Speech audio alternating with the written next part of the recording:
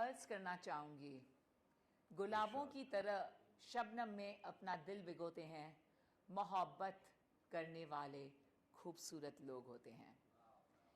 वाव talk में आप सबका तहे दिल से स्वागत है।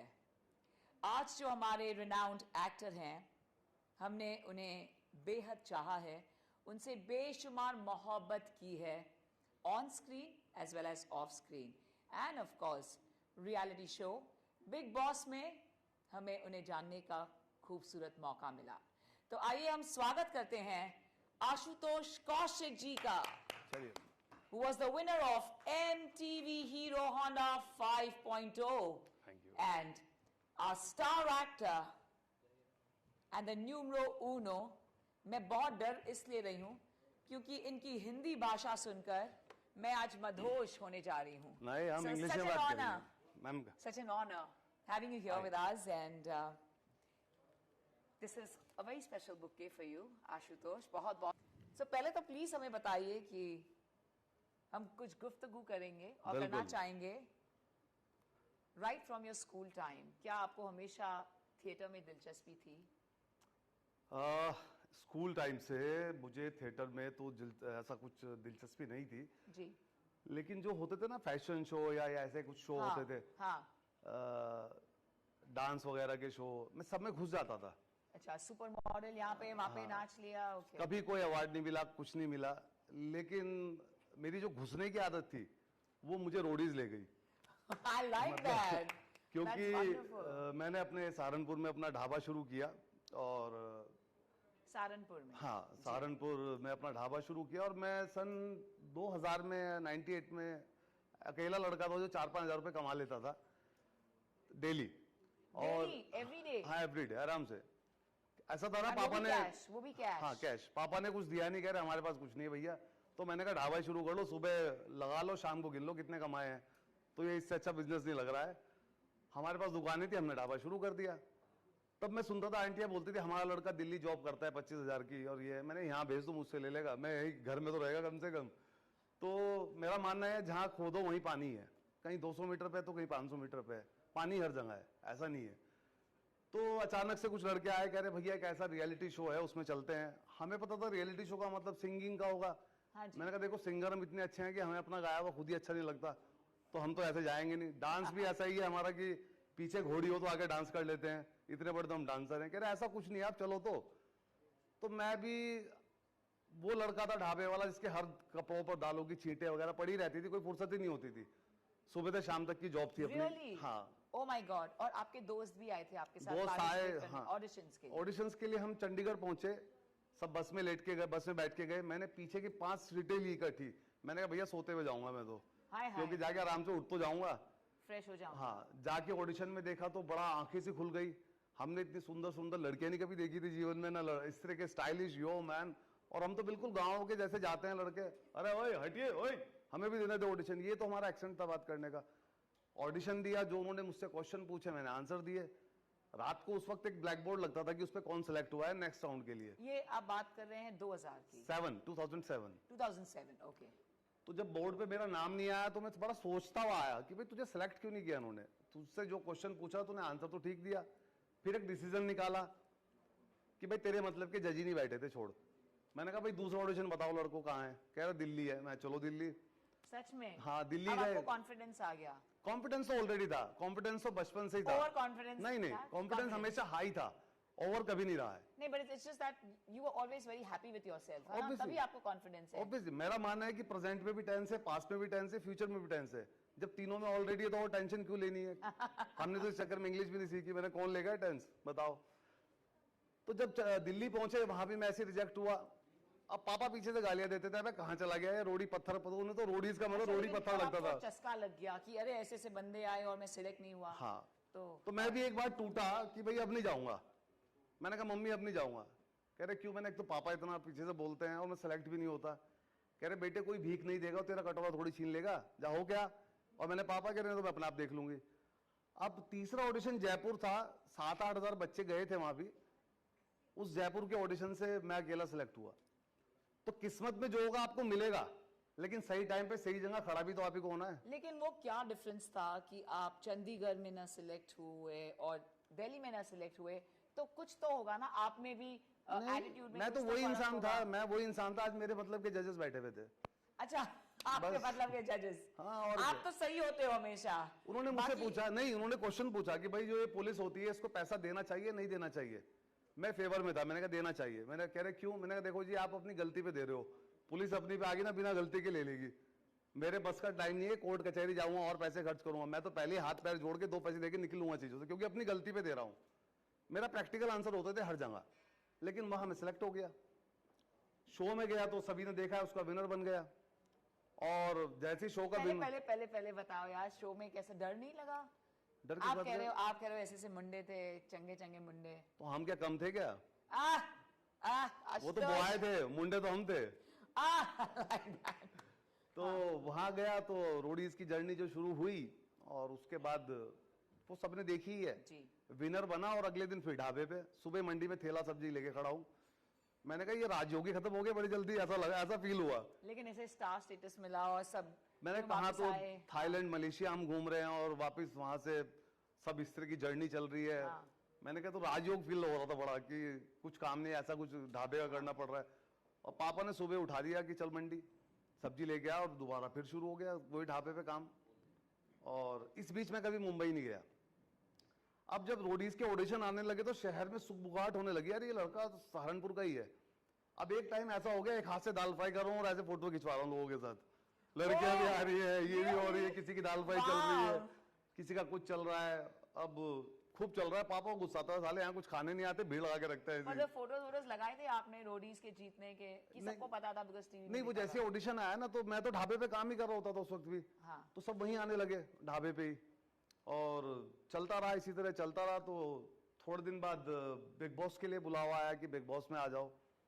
मैं क्या करता था, मैं पहली बार तो मुंबई गया, और जो बिग बॉस का कंपनी थी वो उनके ऑफिस के ना नीचे ही बैठा होता था। मैं एंडा मॉल के नीचे ही बैठा होता था।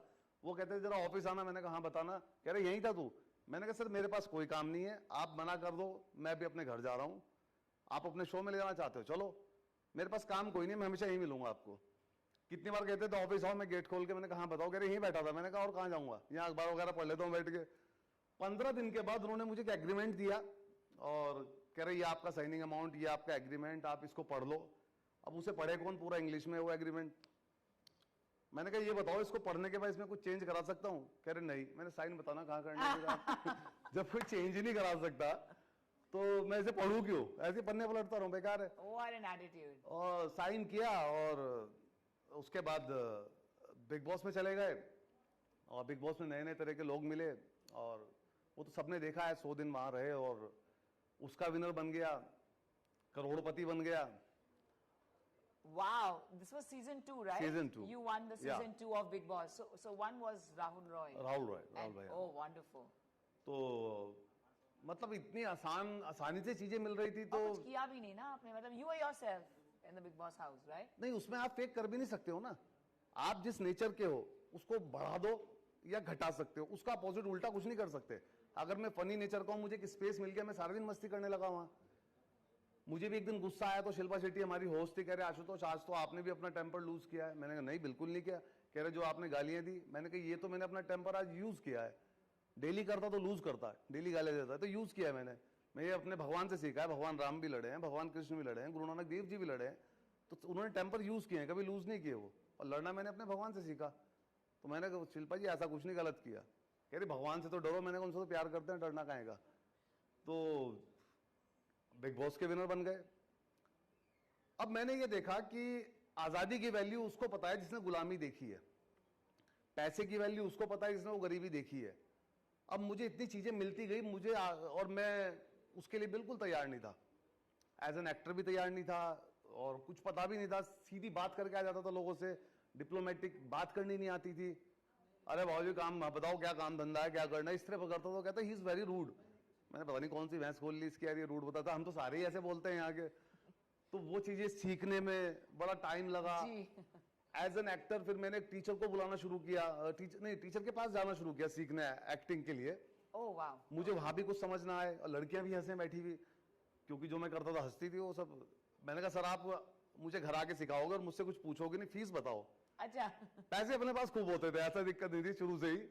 ढाबे अच्छा। वाबे चल रहे थे तभी भी, अब तो दो चल रहे हैं। तो अच्छा, वो- अभी चलते हैं। हाँ, दो। अभी जाते हैं आप? मैं अपना ढाबा में अकेला हूँ शहर में, जो आज भी चूल्हे की रोटी बनाते हैं, लकड़ियां जलाते हैं। मुझे आना है। कितनी Please। दूर है यहाँ से? 180 में ही ले जाऊंगा, आप टेंशन क्यों ले रहे हो? आप और ड्राइवर क्या? अपनी गड्डी में बैठा और रहे हैं? क्या? की गल है हमने चले अपने फटे, पूरा वीडियो बनाएंगे। हमने ठीक अपने है। ढाबे पे लिखा हुआ है कि भैया ये गैस की प्रॉब्लम लोगों को तभी से आई है जब से घरों में गैस आई है।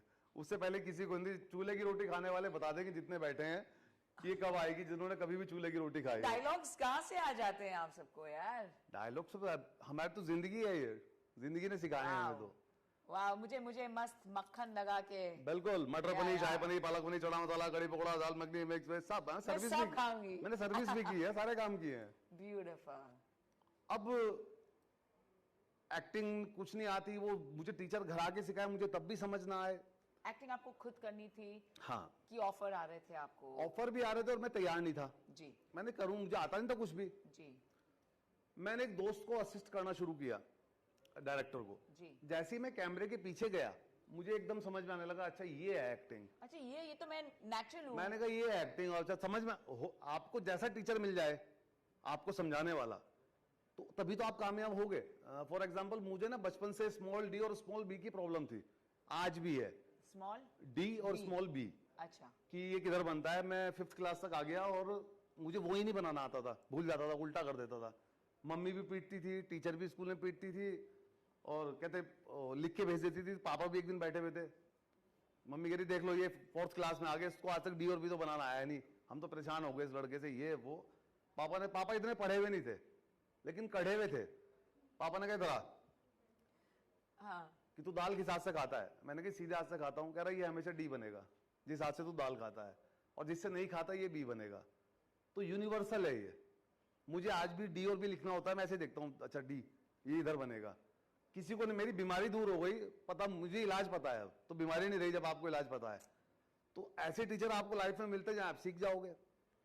उसके बाद लॉकडाउन आ गया।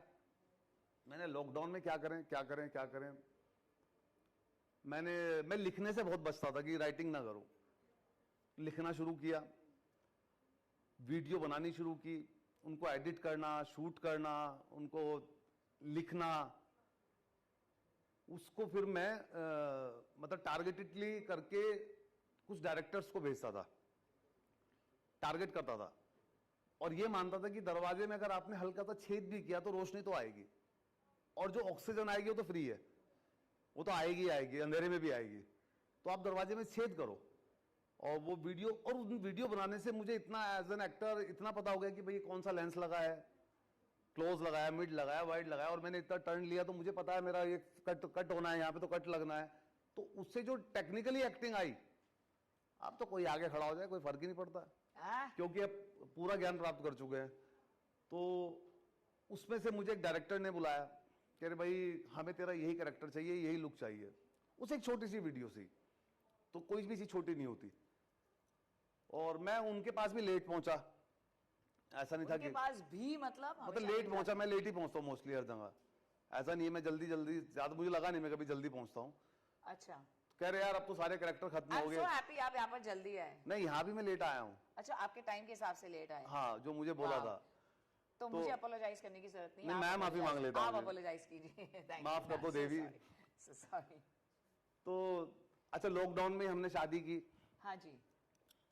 और शादी भी देखो कैसे हुई, एक बैंक में लोन लेने गया था। ओह गॉड। बैंक वालों ने लोन नहीं दिया, मैं लोन देने वाली उठा लाया। और अब शादी का रिजल्ट भी गई इतनी जल्दी। सीधा पूछा मैंने कहा जी अगर आपसे हाथ पीले करना हो तो उसके लिए क्या करना होगा? क्या एक पहली झलक में लव एट फर्स्ट साइट हो गया? मिला, लोन तो उन्होंने दिया नहीं था। मैंने कहा लोन वोन तो आपने दिया नहीं, और आपसे सेम एज की लग रही थी, मतलब अगर मैं 40 था वो 35 के लगभग थी।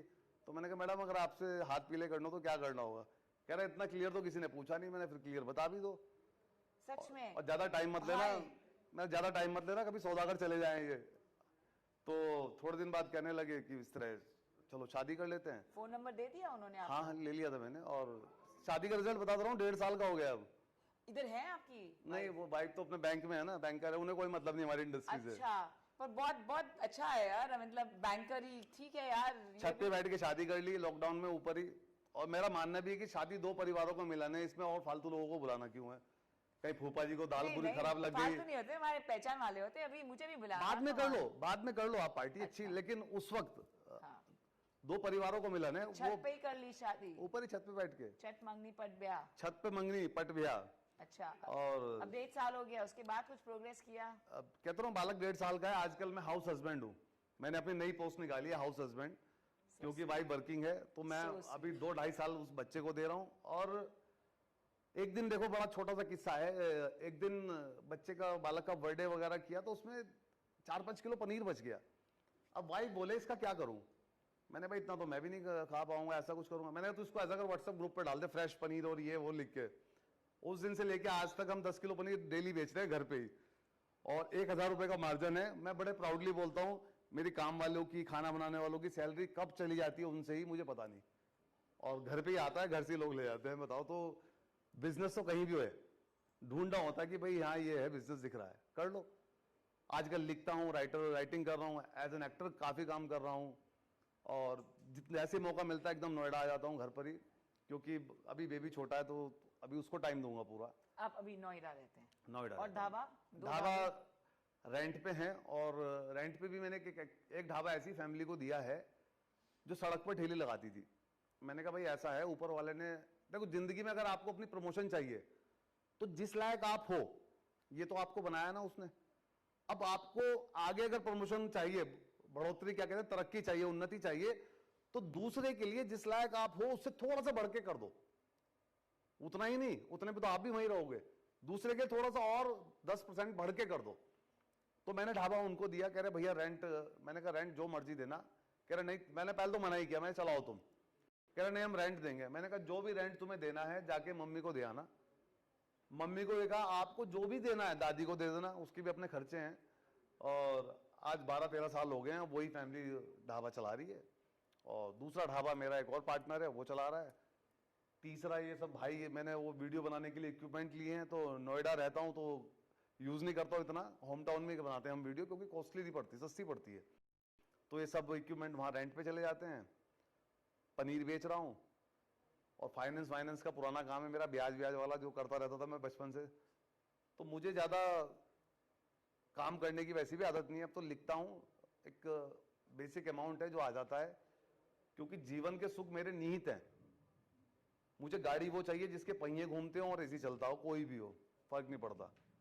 घर वो चाहिए, जैसे नोएडा है तो नोएडा घर पे रहता हूँ, अपना ले लिया था, लॉकडाउन खरीदने का टाइम था तो खरीद लिया था, बेचने का टाइम नहीं था उस वक्त। तो मैंने मोस्टली काम ही तब किए हैं जब दुनिया काम नहीं कर रही थी। शादी करना या घर खरीदना, फिल्म बनाना या कुछ करना, तब किए हैं। और ज्यादा काम करने के तो मैं फेवर में भी नहीं हूँ, ज्यादा आदमी कमाने के फेवर में हूँ, काम तो वही करते रहेंगे। आज मेरे इक्विपमेंट कितने रेंट पे जाते हैं, मुझे हिसाब आता है कि भैया ये आया, तो मैं तो कुछ भी नहीं कर रहा हूँ उसमें। और कई लोगों को मतलब रोजगार ही दिया है, सरकार नहीं दे पा रही है। हमने तो ढाबे पे 10 लोगों को रोजगार दिया, शहर के शहर में ही दिया, और बाहर नहीं जाने दिया। एक बार एक लड़का आया मेरे पास, गोल्ड मेडलिस्ट था होटल मैनेजमेंट। सर मैंने एचएम किया है, मुझे एचएम समझ नहीं आया। कह रहा होटल मैनेजमेंट में मैं गोल्ड मेडलिस्ट हूँ। मैंने क्या चाहता है तू? कह रहा अब जॉब चाहिए। एक तो बच्चों में ये हो गया कि एजुकेशन का मतलब ही जॉब हंटिंग हो गया, और जो मिलती नहीं, और जिनको मिल गई मिल गई। मैं देख रहा हूँ जो आज के बच्चे हैं, एजुकेशन का मतलब ही जॉब हंटिंग है, कि एजुकेशन लेके जॉब ढूंढनी है मुझे। तो कहने लगा मुझे कम से कम 50,000 की तो जॉब चाहिए। मैंने पकड़े ढाबे की चाबी, एक महीना यहाँ सेल देख ले कितनी है, उसके हिसाब से सेल अच्छी आ रही है, तू देख ले, तू 50 तू रख, एक मुझे भी मिलेगा। नहीं जी मुझे जॉब ही करनी है। मैं जा बेटे फिर जॉब ही कर ले तू। तो उसे वो ऑनर नहीं बनना था, उनको जॉब ही करनी है। ठीक है भाई, जॉब तुम सोचते ही ऐसे हो तो वैसे ही करो। मैं तो कभी भी जॉब की नहीं सोची, मैं चलते फिरते पैसे कमा लूंगा। घर पे कंस्ट्रक्शन करा रहा था मैं एक दिन, तो लड़के से पूछा, जो लेबर थी, मजदूर था वो लड़का, मैंने कहा कितनी 5 बजे छुट्टी के बाद क्या करते हो? कह रहे कुछ नहीं, कमरे पे जाऊंगा।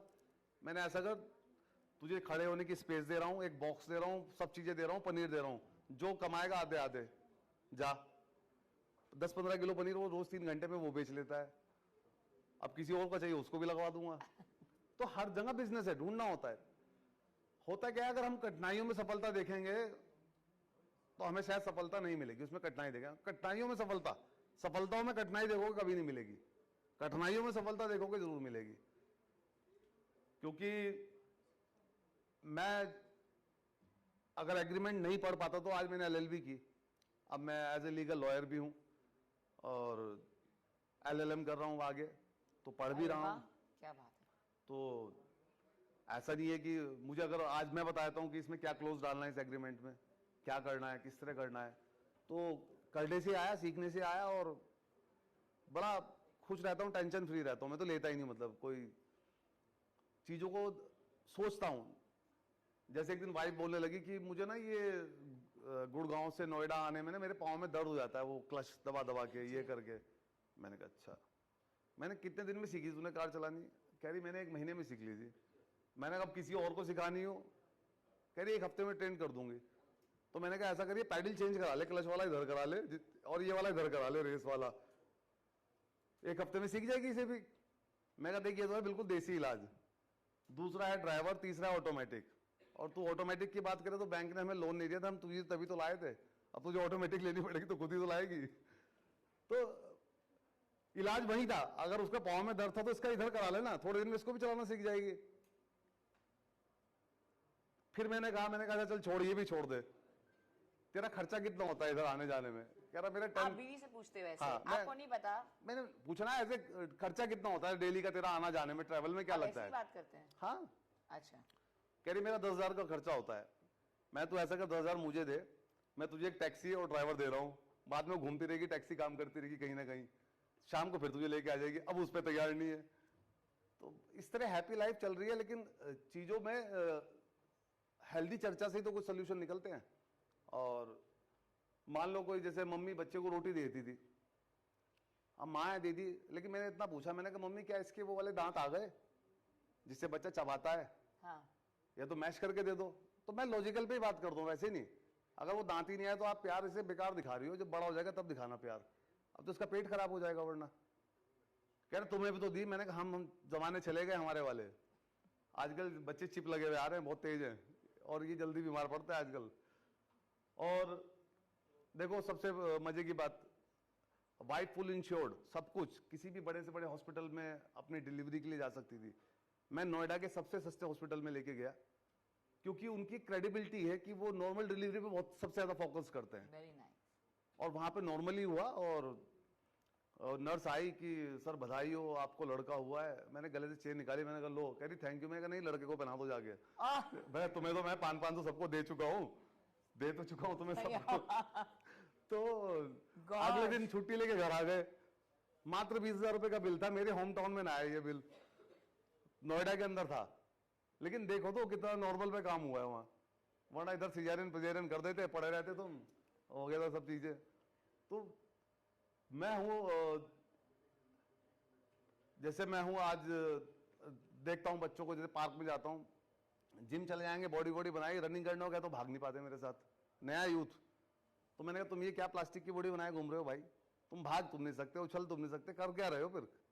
मेरी एज 45 हो गई है और मेरे साथ नहीं भाग पाते 20-22 साल के बच्चे। वाह। और मैंने कहा भैया ये जो बॉडी है किचन में बनती है, जिम में सिर्फ शेप आ सकती है, क्या खा रहे हो उससे तो बनेगी, तुम खाते ही कुछ ऊट-पटांग हो, कैसे बन जाएगी? तो ये आजकल जो यूथ की सोच देखता हूँ थोड़ी सी, बस यही कई चीजों में लगता है। मैं बहन के बच्चे के सामने ना बड़ी कितनी बार गाली वाली देता था, तो बहन कहती क्या है तू बच्चे के सामने गाली देता है? मैंने कहा इस तरह सोचेगी ना तेरा बच्चा भी कल को गालियां देगा, तू इसको ये सिखा, देख मामा कितना गंदा है, कितनी गंदी बात करता है, छी। मैं नॉनवेज नहीं खाता हूं और मैं उसके ये नहीं कि आप भी ना खाएं उसके फेवर में नहीं हूं, ऐसा कुछ नहीं है। मम्मी बचपन में कहीं भी लेके जाती थी ना हमें, कहीं मीट की शॉप दिखी है कुछ दिखा तो मम्मी ऐसा करती थी और भी वार्मिटिंग की ये, और हम करते थे हे भगवान हमारी भगवान जी हमारी मम्मी को ठीक कर दे, ठीक कर दे। उन्होंने हमें नफरत दी, आज पता चला ढोंग करती थी, लेकिन हमने खाया नहीं, उन्होंने उस तरह नफरत पैदा करके हमें उससे अलग कर दिया। और जहां तक मैं मानता हूं नॉनवेज के लिए, नॉनवेज आप अगर खाते हैं खाए, 20 साल तक जितना खा सकते हो खाए। 20 साल के बाद शरीर में जितनी ताकत आनी थी आ गई, 20 के बाद तो ताकत आती नहीं, 20 साल तक बॉडी में जितनी ताकत आ गई। अब नॉनवेज क्या करेगा, आपको थोड़ा नुकसान देना शुरू करेगा। सबसे पहले तो शेल्स की लाइफ होती है दांतों की, उसे खाओगे जल्दी घिसेंगे ना। ऐसे ही डाइजेस्ट की सबकी 20 तक बहुत अच्छा है, लेकिन दिक्कत क्या है, जिसने 20 साल खा लिया वो छोड़ेगा ही नहीं। दूध के लिए मैं इसलिए यही बोलता हूं, मैंने मां का दूध उसके बच्चे के लिए कुदरत ने बना के भेजा है कि इसी बच्चे को यही वाला दूध चाहिए। कोई एग्री है मेरे इस बात से? मां का दूध जो होता है बच्चे के लिए होता है, उसी के बच्चे के लिए होता है। वो शायद दूसरा बच्चा उसको फीडिंग कराए ना तो वो बेकार है, उसको यूजलेस है। उसी बच्चे के लिए डिजाइन होकर आता है कि इसको ये दूध चाहिए, क्योंकि इसको ये बीमारियां पकड़ेंगी तो उसके लिए ये दूध इसको चाहिए। तो जानवर का दूध किसके लिए? उसके बच्चे के लिए तो है। गाय हमें दूध नहीं देती, हम चोरी करते हैं। अगर उसे हम इतनी फीडिंग ना कराएं ना, उतना खाना ना खिलाएं, वो इतना दूध देगी भी नहीं। वो इतना जंगली गाय अपने बच्चे को पिला के खत्म, मजे लेती है, जंगल में कूदती फिरती है। तो अब कोई मानता नहीं है, मेरे घर पे नहीं मानते कि चुप हो जा बस तू हमारा दूध दाद भी छुड़वाई हो, तुझे चाय पीने भी छुड़वाई हो, और क्या रह गया बुढ़ापे में? मम्मी तो ऐसे बता देती है। तो बताओ क्या बोलूं? मैंने बात लॉजिक की है और कुछ नहीं। रात को आप अखरोट बादाम अंजीर भिगो के खा रहे हो, सुनो खाओ, अच्छी बात है। मान लो आप में आयरन की कमी है, आपने अंजीर भिगो के खा रहे हो, अरे भाई एक दिन तो ऐसा आएगा आयरन की कमी पूरी हो गई, तुम खाए जा रहे हो, बॉडी बाहर फेंकेगी, फिर बहुत बाहर फेंक देगी, फिर कमी वही है। स्किप करके खाओ। मम्मा ने आपको कहा था चुप हो जाते हो, पर मुझे चुप नहीं करवाना है आपको, क्योंकि आप एक के बाद एक करे। मैंने तो एक ही प्रश्न पूछा आपको, तो मैं वही सोची हूँ कि आप कितना लंबा जा सकते हैं यार। आप तो मस्त हो, नॉन स्टॉप हो यार, इसी को तो कहते हैं वाह, मजा आता है। और मैं इधर सबकी शक्ल देख रही हूँ कि कोई सोच रहा है कि is going non stop, you are too good. और इसी को कहते हैं वाव टॉक। और ये मेरा पहला शो है जहाँ पर मैंने सिर्फ एक ही प्रश्न पूछा है, एंड मैं उनको मैम को बोल रहा हूँ, मैंने बाकी तो मैं अपना मैनेज कर लूँ। आप दावा से लेकर इन्होंने अखरोट तक और अब तक चल रहे थे। अच्छा मैं आपसे क्वेश्चन पूछता हूँ। हाँ जी, मैं यही चाह रही थी कि आप मुझसे प्रश्न पूछें, मुझे तो कुछ प्रश्न नहीं है आपके लिए। जैसे की बात चुप बैठू कि मैं कहूँगा नहीं मजा आ रहा है, चलो मजा लेते हैं। और आज मैं चाहूंगी कि पूरी दुनिया भी जान ले, because Ashutosh you are a beautiful soul यार, क्या तो मजा है। अभी आप प्रश्न कीजिए। मैं प्रश्न इसलिए पूछूंगा क्योंकि मैं सारी बात हिंदी में कर रहा हूं, तो मैं एक इंग्लिश में आपसे क्वेश्चन पूछूंगा, क्योंकि माशाल्लाह आपकी इंग्लिश बहुत अच्छी है। जैसे हम बोलते हैं आई एम गोइंग, ऐसे आई के साथ इज लगा के कोई सेंटेंस बनेगा? आई इज नहीं। कॉन्फिडेंट हो तो शर्त लगाओ फिर, अगर आप कॉन्फिडेंट हो शर्त लगाइए। हमारी ग्रामर भी मना करती है कि आई के साथ इज यूज नहीं होता। अच्छा नहीं, I am proud of you, but मैं सीखना चाहूंगी आपसे। नहीं, या तो बताओ कि लगता है या नहीं लगता है। आई के साथ इज जी, आई इज नहीं, आई इज, हाँ आई इज पूरा सेंटेंस बनाना है आगे। ओके, मैंने तो कभी इस्तेमाल नहीं किया है, बट मैं आपसे सीखना चाहूंगी। नहीं लगता है या नहीं लगता है मुझे बता दो। ग्रामर कहती है मेरे हिसाब से नहीं लगता है। कॉन्फिडेंट? हाँ बताइए, आप बताइए। I is an alphabet, I is a vowel, तो आई के साथ इसका यूज होता है। लेकिन हमारे टीचर्स जो हमें कहते हैं ना आई के साथ कुछ नहीं लगने का इज वगैरह, तो हम वही रट्टा मार के बैठ जाते हैं। So, हम आई इस नहीं लिखते, हम आई अपॉस्ट्रोफी एस लिखते हैं। वो नहीं, मैं कह रहा हूँ आई के साथ इज लगा ना, ग्रामर तो एंड वोवल, आई अलग है, आई इज, हाँ आई इज अ वोवल, आई के साथ लगा के तो बना। आई एम गोइंग, आई के साथ, लेकिन है ना वो आई और अपॉस्ट्रोफी और चलो दूसरा, आई। बिल्ली ने दूध झूठा कर दिया, इसको इंग्लिश में क्या बोलेंगे? बिल्ली ने दूध झूठा कर दिया। बिल्ली ने दूध झूठा कर दिया। हाँ, झूठा, okay. The cat drank the milk. वो तो पी गई, ड्रैंक तो पी गई ना, कैट ड्रैंक तो पी गई। झूठा इज आई डोंट नो, झूठा को क्या बोलते हैं? होता क्या है? नहीं false. no, I am just saying in general the term. हाँ मैम, होता क्या है, हमारे भारत में ही झूठा सूचा है, अंग्रेजों ने इंग्लिश बनाई है, उनके यहाँ झूठा सूचा होता ही नहीं। हाँ, बिकॉज वो झूठा खाते हैं। हाँ, हमारे यहाँ झूठा सूचा हमारे इंडिया में होता है, अंग्रेजों के यहाँ होता ही नहीं। अच्छा, इसलिए। हाँ, तो वहाँ वर्ड ही नहीं बना कोई। नहीं, मैं भी नहीं खाती। तो इसलिए मैं कहता हूँ इंग्लिश आनी चाहिए, अच्छी बात है, लेकिन ग्रामेटिकली करेक्ट नहीं है ये लैंग्वेज। हाँ, संस्कृत है, उसके हलंत विसर्ग लास्ट तक है।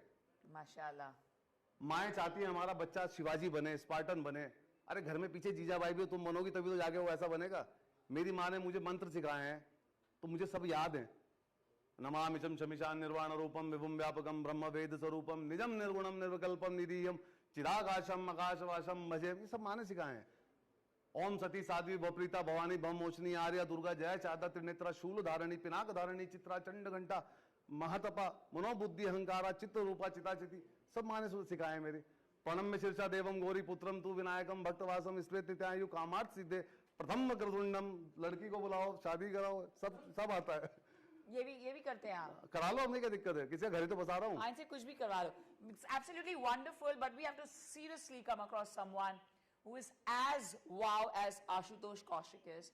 यार आशुतोष, ये मेरे दिल में आया कि मैं सुनूं, मैं सबको देख रही हूँ और मैं सोचा अभी तो मैं इसको ही बोलूं कि वही मुझसे प्रश्न पूछे, क्योंकि आपने तो पूरी दास्तान सुना दी हमें, आपकी जिंदगी बचपन से लेकर अब तक सारी पता चल गई। You know, आपकी वाइफ के बारे में, आपके बच्चे के बारे में, इस तरह कोई नहीं बात है, सब स्माइल कर रहे हैं। So इस तरह पूरा जहां भी स्माइल कर रहा है, but what a beautiful soul and a person he is. And the best part in you is आपकी सच्चाई। And I think that is what has ma'am got सबसे बड़ा फायदा क्या है, इसको याद नहीं रखना पड़ता, सच बोलने का सबसे बड़ा फायदा है, कोई याद नहीं। Natural हो आप, जिस तरह हो। ऐसे ही हूँ मैं तो, सीधा ऐसी बात करता हूँ सबसे। मैं पहले बात करता हूँ सबसे, मैं उसमें अपने आप को बड़ा मानता हूँ। वो बात करे मैं नहीं सोचता हूँ, मैं पहले जाके बात कर लेता हूँ। मैं अपने आप को बड़ा मानता हूँ, हाई स्टेटस में मानता हूँ इसको। जवाब देगा ना मेरी बात का, नहीं देगा तो मैंने तो कोई गलत बात नहीं की। ये बात तो बिल्कुल सही है। और क्या सोच है यार आपकी, और आप सब एनालाइज भी करते हैं। करता हूँ। एक तो आपको पता है कि आप ये करते हैं, ऐसे दूसरे लोग नहीं है। एनालिसिस भी आप ही करते हैं, डिसीजन भी आप ही देते हैं, और विनर भी आप ही होते हैं। So let's put our hands together for Ashutosh Kaushik. वो तो देश की जनता का प्यार। मजा आया आपसे मिलकर और मुझे बड़ी खुशी हुई। अब देखो आपको लाइफ में जब भी मजा चाहिए, आपको पता है किनसे मिलना है। मिलना भी है, आपके ढाबे में भी आना है, आपके घर भी आना है, आपकी बीवी से मिलना है, आपके बच्चे से मिलना है, आपकी मम्मी से मिलना है, और ढाबे में खाना भी है। जब मर्जी आइए। और आप सब भी आ सकते हो, उनकी गाड़ी में भी बैठेंगे भाई, ये किस तरह चलाते हैं, चाहे टैक्सी हो या इनकी एक्चुअल कार हो। मैंने टैक्सी भी चलाई है, देखो मैम मैं बताना नहीं चाहूंगा, मैंने टैक्सी भी चलाई है क्योंकि फादर के ट्रैवल एजेंसी थी। कहने की जरूरत ही नहीं, आपने सब कुछ किया है, हमने प्रिज्यूम कर लिया है। मैं बच्चों को बच्चों की तरह के लेके जाता था, बुजुर्गों को बुजुर्गों की तरह लेके जाता था, टैक्सी में भी आराम से लेके जाता। आज भी फोन आते हैं उनके, बेटा कहाँ हो, हमें 2 दिन के लिए जाना था। मैंने कहा मैं दूसरी पार्टी को शिमला लेके आया हुआ हूँ, मैं उन्हें ये नहीं बताता मैं कौन हूँ क्या हूँ, उनको मना भी नहीं करता हूँ कि भाजी अब ये हो नहीं, मैंने जी आया हूँ, बाहर आया हूँ, तो 4 दिन बाद आऊंगा। अच्छा फिर दूसरा कर लेते हैं। मैंने हाँ जी ठीक है। अब एक सेंटेंस में हम लास्ट क्वेश्चन, क्योंकि मैं कोई प्रश्न न करूं मुझे अच्छा नहीं लग रहा। सो प्लीज हमें बताएं कि ऐसे कौन से लेजेंड हैं आप हमारे, चाहे वो फिल्म वर्ल्ड से हो, एंटरप्रेन्योर हो, ऐसे कोई भी लेजेंड से आपने कोई बात सीखी हो, एक सेंटेंस जो आपके दिल को छू गई हो, जैसे आपकी बातें हमारे दिल को छू जाती है। मैंने तो सिर्फ सरदार भगत सिंह से सीखा है कि जो सोच उनकी उस एज में थी जी, आज कहीं देखने को नहीं मिलती। क्या सोच थी, क्या जज्बा था देश की आज़ादी के लिए, वही मेरे एक लेजेंड हैं। बाकी तो मैं भी अभ्यास में ही हूँ और सही डायरेक्शन में लगा रहना ही जरूरी है। ब्यूटीफुल। क्योंकि एक शेर लिखा है, आज आपके सामने अर्ज कर देते हैं। इरशाद नौशाद एंड शहजाद जहां भी हो, तो ये जिंदगी एक शेर की सवारी है, ये जिंदगी एक शेर की सवारी है, और अगर नजर हटी तो वही शेर तुम पर भारी है। वाह वाह, क्या बात है, बहुत बहुत शुक्रिया, थैंक यू सो मच। मैं सच में देखना चाहती थी कि क्या स्पेशली अ गाय कोई नॉनस्टॉप बात कर सकते हैं, तो आपने हमें पूरी दुनिया में हमें ले गए और विदाउट एनी पॉज, कुछ कनेक्शन नहीं किसका, बट आप फ्लो होते गए बिल्कुल नदी की तरह, द फ्लोइंग रिवर की तरह। बड़ा मजा आया आपसे बात करके, thank you ma'am. Absolutely phenomenal. I am going to please invite all my dignitaries here